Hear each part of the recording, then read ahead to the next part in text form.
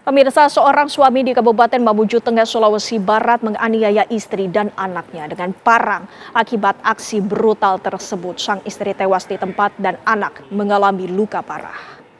Seorang suami tega melukai istri dan anaknya dengan menggunakan parang. Sang istri alami luka cukup parah hingga nyawanya tak tertolong. Sementara anaknya yang masih kecil harus dilarikan ke rumah sakit untuk mendapatkan perawatan medis karena alami luka serius akibat tebasan parang dari bapak kandungnya sendiri. Usai menghabisi nyawa sang istri dan melukai anak kandung, pelaku kabur. Diperkirakan pelaku melarikan diri ke dalam hutan. Polisi yang datang ke lokasi langsung melakukan olah TKP serta memasang garis polisi di rumah korban. Untuk mengungkap motif pelaku menghabisi nyawa istri dan melukai anak kandungnya, saat ini polisi masih melakukan pengejaran terhadap pelaku.